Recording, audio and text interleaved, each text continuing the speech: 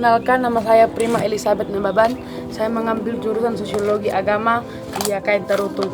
Nah, untuk video kali ini saya akan menjelaskan tentang multikulturalisme, solusi atau ancaman bagi kesetaraan gender. Belakangan ini di Indonesia kita sedang dirasakan oleh persoalan identitas. Entah itu identitas berwajah etnis, ras, suku, agama, dan hingga kesetaraan gender. Namun sering juga terjadi demonstrasi. Namun demonstrasi itu tidak terrealisasi dengan baik, seolah-olah seperti orang yang berjualan di pasar tradisional menjelang lebaran yang berlomba-lomba menarik perhatian orang yang lewat setidaknya menengok barang dagangan mereka, syukur-syukur ada yang membeli. Itulah yang terjadi di Indonesia saat ini. Nah, yang akan kita bahas yaitu yang pertama, wacana multikulturalisme dalam perdebatan. Lalu, apakah multikulturalisme tidak menyimpan potensi konflik atau program yang mematikan kesetaraan antar kelompok? Lalu, bagaimana dengan tempat perempuan yang model paham dengan kebijakan multikulturalisme?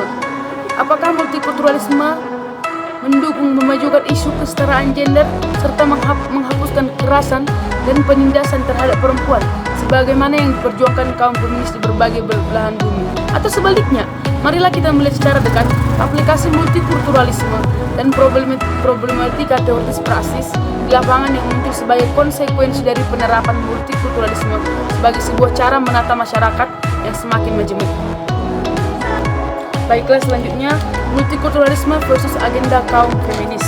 Nah, esai dari Susan Moller-Aitken berjudul Is Multicultural as Limbed for Women mencakup menempatkan perspektif multikulturalisme yaitu dengan mengkritik dengan dalam rangka kritik ke feminis.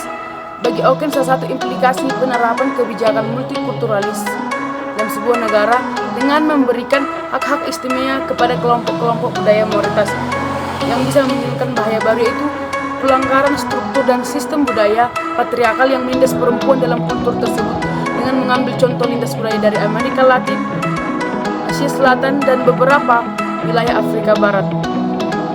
Auken menerangi ada 5 praktik multikultural yang tidak mengindahkan kesadaran keadilan gender. Yang pertama, sunat perempuan. Yang kedua, perkawinan paksa, di antaranya korban perkosaan yang harus menikmati pemerkosanya. Yang ketiga, pernikahan usia dini. Yang keempat, sistem perceraian yang bias dan tidak menguntungkan posisi perempuan. Yang kelima, poligami.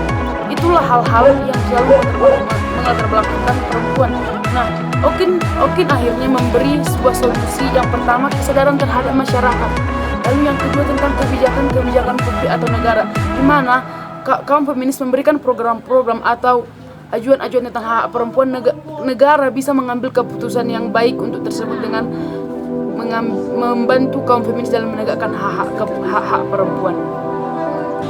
Selanjutnya, apa relevansi diskusi tentang multikulturalisme untuk perjuangan agenda kaum feminis di Indonesia?